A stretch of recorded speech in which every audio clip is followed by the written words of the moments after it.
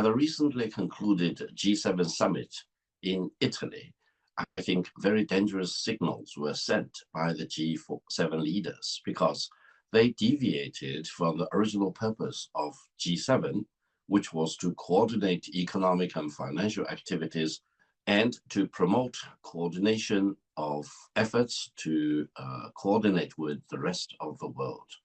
On the other hand, I think if we look at the G7 member states more closely, it is very interesting to see that many of these G7 members are experiencing huge amount of domestic difficulties and potential instability politically within their political system.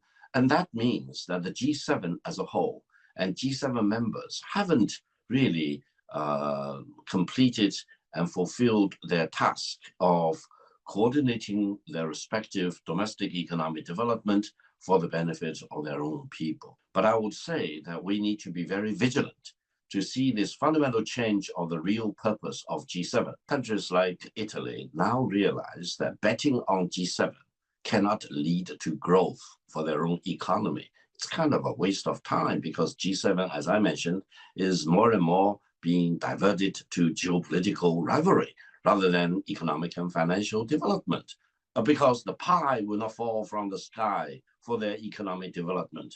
Therefore, I think the Prime Minister of Italy is making the right choice. That is, while G7 is G7 as it is, Italy wants to reignite the economic cooperation with China, because by working with China, you really can get economic benefits for the people and the economy in Italy. I'm right now in Brussels talking to the EU departments. I think G7 is losing its bearing to start with. Whether it is more united or not, that's a secondary issue. I think G7 should really go back to its original purpose, that is to focus on economic and financial coordination and cooperation, rather than holding itself out as a geopolitical club against other countries or demonstrating all the hostilities against other countries, including China, and, for example, issuing threats against China. One thing they forget is that China never will accept these threats. The more threats they issue to China will make China more resilient, because China wants to do the right thing. China wants to focus on economic development. EU recently adopted sanctions against the Chinese exported EV cars to Europe, which is causing a lot of controversy in Europe, especially in countries like Germany. Therefore, when we look at G7, they are not monolithic. And there are countries or political forces in certain member states which really want to focus on what really matters. That is their economic development, achieving their energy security, and also promoting their economic and technological innovation, because otherwise Europe will be left behind. I saw in the street very close to my hotel that Europe is the future. I do hope Europe will be the future, and Europe will not be the future unless they get their acts together. But they are not getting their acts together. They are not focusing on economic development.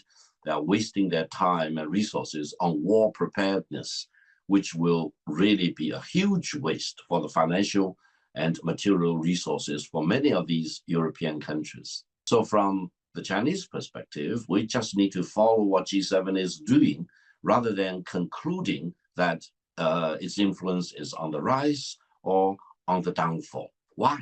Because G7 will still continue to kick around for many years, and we hope G7 will do the right thing. If G7 does not do the right thing and will become a geopolitical club, for example, then the waste is on the part of the G7, and the people of the G7 member states will suffer the consequences. And if G7 believes that purely by issuing threats against China, they can force China to do one thing or another, it is completely indulging in fantasy.